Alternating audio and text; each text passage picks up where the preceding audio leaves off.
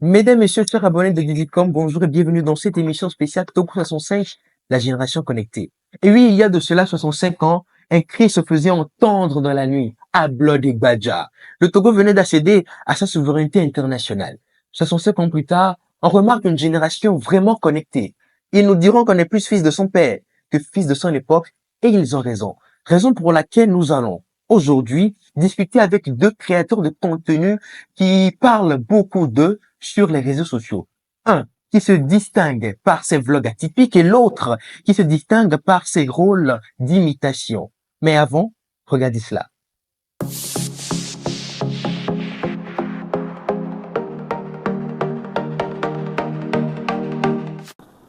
Comme je vous le disais, nous sommes aujourd'hui avec deux créateurs de contenu qui font vraiment parler de sur les réseaux. Bonjour Rodolphe.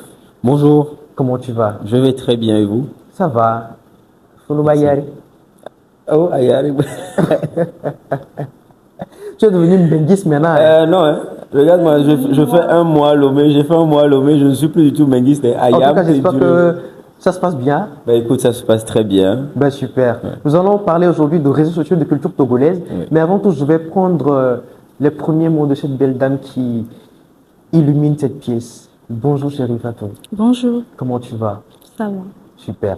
Tu vas garder le micro. On va commencer avec toi. Tu es créatrice de contenu. Tu as plus de 67 000 abonnés sur TikTok. Exactement. Qu'est-ce que les réseaux sociaux représentent aujourd'hui pour toi? Bon, selon moi, je peux dire, les réseaux sociaux nous font démontrer nos talents, Mhm, nous faire gagner des contrats en général. mhm, Et bon, pour le moment, c'est ça. mhm. Donc tu gagnes beaucoup de contrats. Pas ça, hein, pas tellement, mais bon, ce que je sais, c'est ça, en fait, en général. Mhm. Bon, prochainement, tu passes pour payer la dîme. On va passer le micro à Rodolphe. Merci. Alors, Rodolphe, Oui. on te connaît depuis un bon bout de temps sur Ouais. TikTok avec ton concept Vlog Yeye Chouin. Mm. Tu essaies de promouvoir la culture togolaise. Comment, Exactement. pour toi, est-ce que tu passes par les réseaux pour faire la promotion de la culture togolaise, surtout que tu es devenu une benguiste maintenant? Comment est-ce que ça se passe? Alors, je dirais que principalement sur la promotion de la culture togolaise, premier fait, le simple fait déjà que je fasse mes vidéos en langue locale, Mhm. principalement en EV ou en Mina. Ça, déjà, c'est un grand point de départ pour la valorisation de la culture togolaise. Parce que, comme vous venez de le mentionner, j'habite maintenant en France et généralement, quand les gens tombent, mes camarades de là où, mes amis de là-bas tombent sur ma page TikTok, ils disent tous, mais pourquoi c'est quoi cette langue? Pourquoi tu le fais pas en français? Je dis, mais je suis togolais et je suis né en parlant le Mina, donc voilà, je fais vraiment un truc pour ma communauté togolaise. Ouais. Donc je pense que ça, c'est déjà un des gros points de la valorisation de la culture togolaise. Et maintenant, est-ce que tu trouves Oui. que les réseaux sociaux vraiment sont un outil important de valorisation de la culture togolaise? Ah, bien sûr, parce que aujourd'hui, moi je dis toujours à 80%, quand on prend la population totale, il y a quand même 80% qui sont sur les réseaux sociaux, surtout sur TikTok. Et les gens dessus sont hyper variés. On peut partir d'un bas âge jusqu'à plusieurs générations. Et franchement, c'est un canal par lequel on peut vraiment atteindre un maximum de personnes et du coup, profiter, passer par la valorisation de notre pays ou de nos C'est cultures, cela. quoi. C'est cela. On va passer le micro à Chérie Fatou. Est-ce que tu peux nous raconter un peu ton parcours en tant que créatrice de contenu? C'est parti d'où? C'est monté comment? Et maintenant, on est où? Ok, merci. Par rapport aux réseaux sociaux, surtout TikTok, euh, pour le début, je voyais les gens faire des comédies. Moi-même, j'aime les comédies. J'aime faire des jeux, papa, maman, quand j'étais petite et tout. Donc, quand je voyais tout ça, ça me plaisait. Mais je savais pas... il y a Non. Rodolphe qui a essayé de réagir. Voilà, tu aimais faire. Attends, Est-ce que c'est pas parce que je dis papa et maman, hein.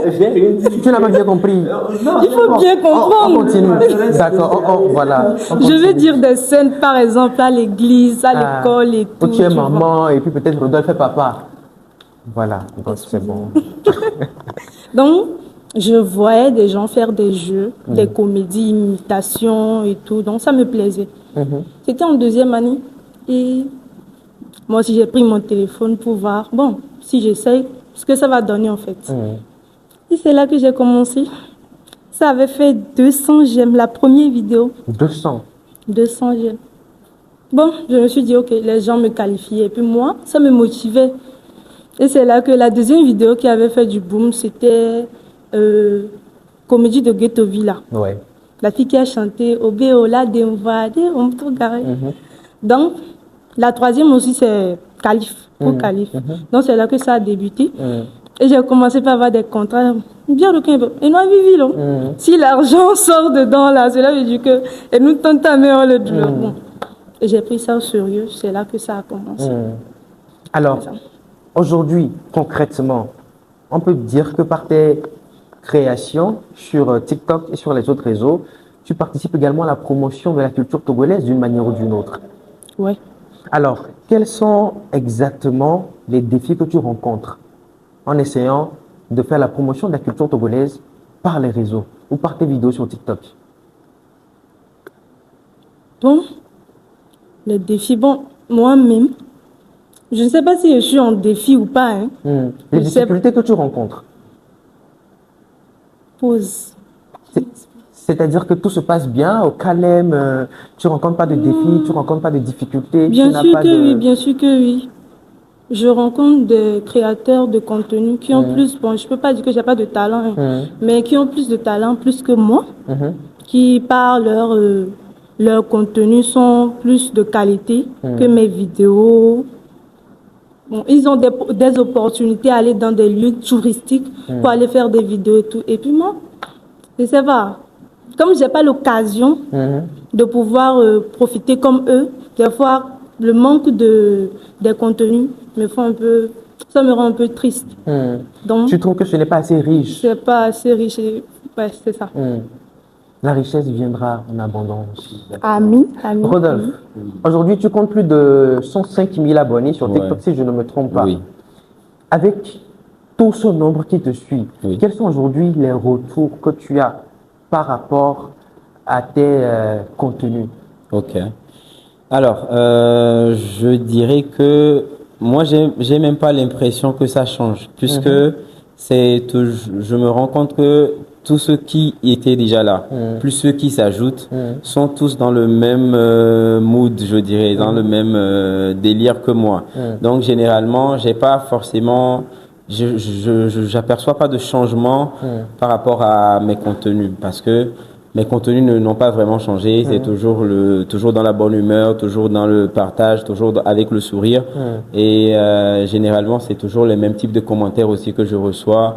Et vu que je pense, moi je dis toujours que je suis sans filtre avec mes abonnés, ou dans mes vidéos, je suis sans filtre. Donc, les gens dans les commentaires, même s'ils m'ont jamais vu, même s'ils me connaissent pas, les réactions, des fois, c'est un peu comme si on avait une discussion directe avec un ami. Et ça, c'est vraiment un gros plus et ça me fait plaisir. Alors, on te connaît depuis avec ton concept Vloggy, toi. On sait aussi que tu n'es pas dans la planification. Tu es plus dans ce qui est spontané, Exactement. si je ne me trompe pas. Maintenant, par rapport à tes contenus, ça se passe comment? Tu t'assois, tu prends un papier, un stylo, tu planifies tout, ou bien c'est Rodolphe qui sort dans la rue, voit quelque chose et puis allume la caméra. Vloggy, toi, ça se passe comment? Exactement, je ne planifie rien dans mes vidéos. Tout est vraiment fait au naturel. Quand je sors, généralement, je ne programme pas forcément des fois faire des vlogs. Mais des fois, peut-être, je rencontre une situation où je suis à un endroit, je me dis, ok, pourquoi ne pas faire une vidéo, une petite vidéo. Donc, je fais des petites vidéos de ma petite journée. Parce que je ne sors pas, par exemple, de chez moi exprès pour aller faire un vlog. Donc, je n'écris aucun script, je ne programme rien. Donc, c'est selon ce qui se passe dans la journée que je filme. Et quand je rentre, quand j'ai pas trop la flemme et que je procrastine pas, j'essaye de faire un montage de tout ce que j'ai vu dans la journée Et c'est en fonction en faisant le montage que des fois j'enlève certaines parties ou je rallonge certaines parties. Et c'est après maintenant que je fais la voix off, quoi. Et c'est vraiment spontané. Je ne fais pas de planification. Est-ce que ce n'est pas ce qui fait un peu la particularité de tes contenus? Je pense bien que c'est un peu ça. Les gens arrivent quand même à voir que je le fais de façon spontanée, que c'est sans filtre. Et du coup, que je ne suis pas différent de ce que je fais dans ma vraie vie, je suis pas différent tu transmets ce que tu voilà. Donc, je pense que ça fait vraiment une particularité du fait que les gens aiment bien mes contenus. Et j'aimerais dire à ceux qui nous regardent que Rodolphe Bébé Yemado chemise parce que il est comme il est, quoi. Donc, vous l'aimez.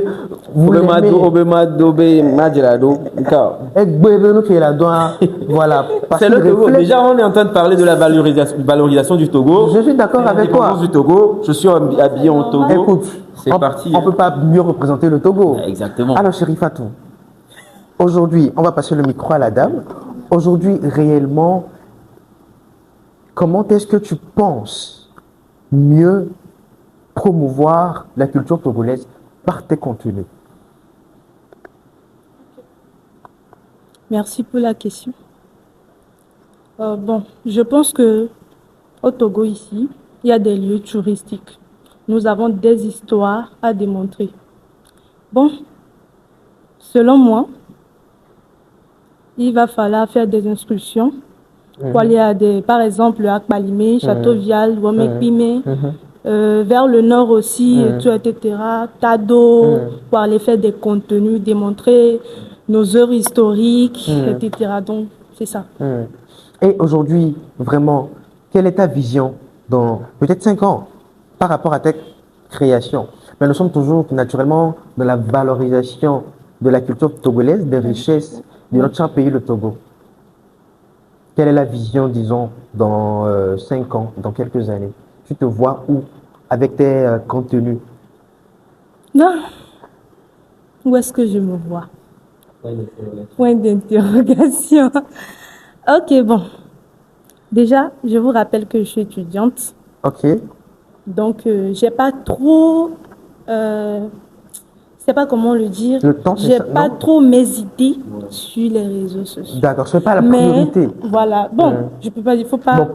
Bon, on continue. Ok, d'accord. Elle n'a pas dit ça. J'ai pas dit ça, hein, parce que je veux beaucoup de contrats là. Donc, bien sûr que oui. Vous payez la dîme après. Ok. Qu'est-ce que je disais?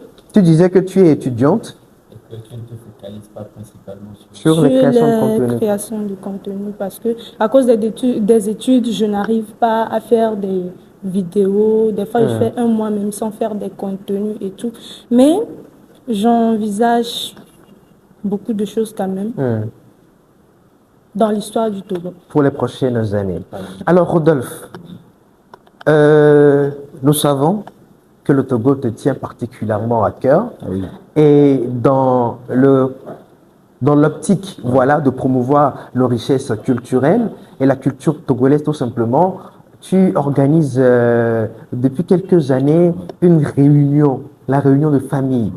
Je ne sais pas si tu appelles tous les membres de la famille ou tu oublies les tantes du village, mais je sais que c'est une réunion de famille. En 2023, tu faisais la 2e édition. L'année passée, tu n'as pas pu faire la 3e édition parce que tu étais en France. Ouais. Tu es revenu cette année pour nous offrir la 3e édition. Exactement. Qu'est-ce que la réunion de famille?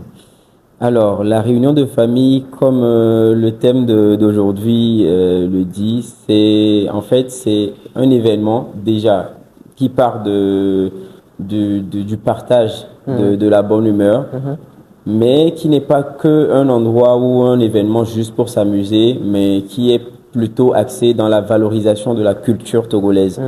Parce que étant togolais et étant à l'étranger, je me rends compte que on connaît peu le Togo. Quand tu parles du Togo, généralement les gens te posent la question, ah ouais, qu'est-ce que vous avez de spécial? Et tu as du mal à vendre quand même le pays. Bon, on trouve toujours des mots pour défendre quand même le pays, vendre un peu le truc, mais je me dis, tu vois, quand on prend l'exemple de certains pays, quand on dit la Côte d'Ivoire, tout le monde connaît, quand on dit le Sénégal et tout ça. Donc, maintenant, comment faire en sorte de montrer aussi aux gens sur les réseaux ce que nous avons au Togo? Parce que, certes, Mes vidéos sont faites en langue locale. Ça circule plus auprès de la communauté togolaise. Mais il n'y a pas que la communauté togolaise qui regarde mes vidéos. Donc, ça circule un peu partout. Et c'est pour ça que j'ai eu l'idée de faire ce concept-là de la réunion de famille. Déjà, le nom, c'est parce que j'appelle toujours tous mes abonnés, les membres de ma famille et tout ça. Donc, forcément, quand il y a eu l'intention de regrouper les gens, je me suis dit, on va l'appeler la réunion de famille. Et concernant l'histoire de appeler les tantes ou pas, c'est un événement qui est vraiment ouvert à tout le monde. C'est pas que, par exemple, à mes abonnés ou c'est pas que aux influenceurs ou aux créateurs de contenu. C'est un événement qui est ouvert à tout le monde. C'est pas forcément ceux qui sont abonnés à moi, c'est juste vraiment si tu as envie de t'amuser, vraiment participer à la valorisation de la culture togolaise, parce que dans l'événement, on met en valeur les tenues togolaises, les tenues africaines en général, les plats togolais surtout, les boissons locales togolaises. Et les prestations artistiques, c'est vraiment des danses ou des prestations vraiment qui sont vraiment typiques du Togo. Donc c'est un peu dans ce sens-là que je me suis dit, au moins, je participe aussi à la valorisation du truc. Et par exemple, en France, mes collègues ont déjà fait le programme, les Français par exemple, ils ont déjà fait le programme pour l'édition à venir, la 4e édition par exemple. Ils vont rentrer spécialement pour visiter déjà le pays, parce que j'ai réussi quand même à vendre un peu le pays. Et voilà, on met en même temps participer à cet événement-là qui leur font tellement envie, parce qu'ils voient les gens habillés de façon traditionnelle, faire des danses traditionnelles. Donc voilà un peu. Donc je me dis, c'est ma petite participation quand même à la construction du pays, quoi, et à la vente du pays à l'étranger.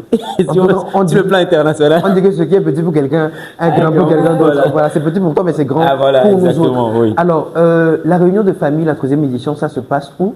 On vient comment? Bon, est-ce que c'est gratuit? Bon, je sais que pour moi, c'est gratuit. Mais pour ceux qui nous regardent, c'est comment?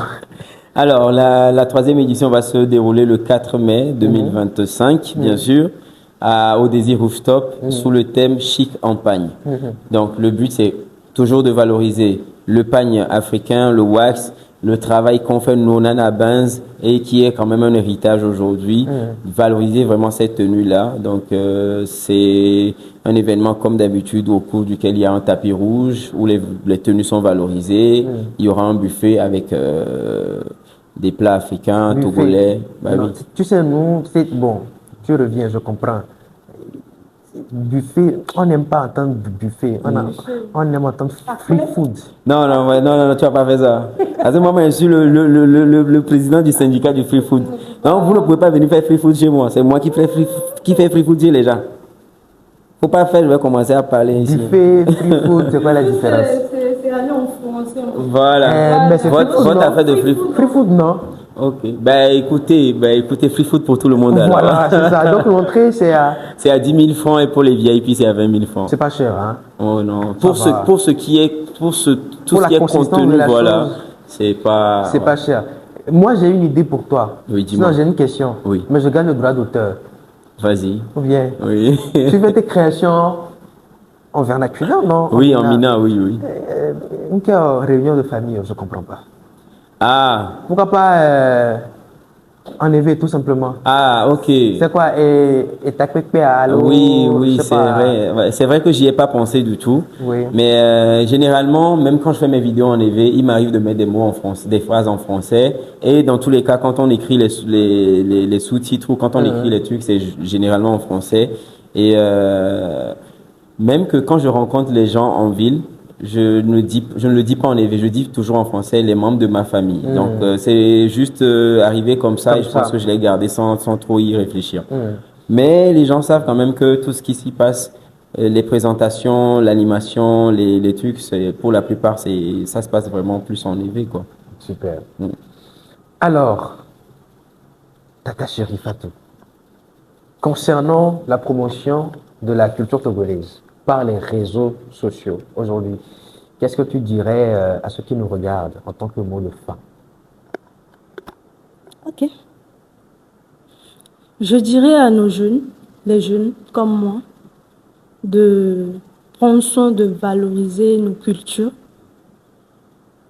de ne pas, parce que je peux aller en EV, Et librement. bien, Vioa, Vas-y. quand tu les rencontres partout, c'est le français, bon, Chocobi et tout, là. Vous ne voulez pas Comme les parler linguistes, qui voilà. sont, tu vois, Là, nous sommes fatigués. Donc, des fois, c'est à l'école qu'on parle le français. Mais bon, pas tout le temps. Quand tu es en milieu professionnel, tu peux parler le français. C'est normal, excusez-moi. Donc, si on est en famille, entre les Togolais, pardon, au moins mélanger un peu de vie Il y a pour notre valoriser nos langues. La langue du Togo, langue nationale, c'est ça, non? c'est ça. Donc, c'est un peu ça. Merci beaucoup. Merci à Rodolphe, toi aussi. Oui. un dernier mot. Minyabo Odona Vegas, on n'a pas besoin de. Un dernier mot. Il y a la transition. Non, mais mon dernier mot, franchement, porte aujourd'hui les réseaux sociaux et de l'impact qu'on peut avoir sur les réseaux sociaux. Moi, ce serait franchement juste de dire aux gens qui sont déjà dans la création de contenu, de rester vraiment focus plus sur la création de contenu et la valorisation de ce qu'ils font que vraiment dans la destruction de l'un et de l'autre. Moi, c'est le seul truc que je déplore vraiment sur les réseaux et surtout sur la toile togolaise parce que on se rend compte qu'il y a beaucoup de sujets. Les gens en rigolent des fois en disant oui, il y a des bérets et tout ça. Moi, c'est pas du tout mon truc. J'aime pas du tout m'en mêler. J'aime même pas écouter. Du coup, je me dis, c'est vilain quand tu es dans un autre pays et que tu reçois des fils d'actualité d'autres pays et que tu vois que c'est vraiment des trucs instructifs ou juste pour rigoler ou voilà quoi, où on te montre des astuces et dès que tu finis et que tu rentres sur la toile togolaise, tu te rends compte que c'est les buzz, ils sont des gens qui sont en train, voilà, de s'insulter, des gens qui sont en train de détruire la réputation des gens, la vie des gens. Sur ça, mon dernier mot serait franchement que on essaye quand même au maximum de limiter la discussion de nous, entre nous, pour qu'on puisse grandir ensemble, quoi. Voilà. Essayons au maximum de détruire autour de nous par les réseaux sociaux et à la place de cela, construisons, instruisons les gens, faisons connaître, est-ce qu'on peut couper s'il vous plaît? Donc par les réseaux sociaux, arrêtons de détruire, arrêtons de faire ce qui n'est pas forcément bien et à la place de cela, enseignons. Faisons connaître notre culture et nos richesses parce que nous en avons tellement. Et par les réseaux, nous pouvons montrer cela aux autres. Merci d'être resté avec nous pour cette émission spéciale Togo 65, la génération connectée. Bonne fête de l'indépendance et à très bientôt.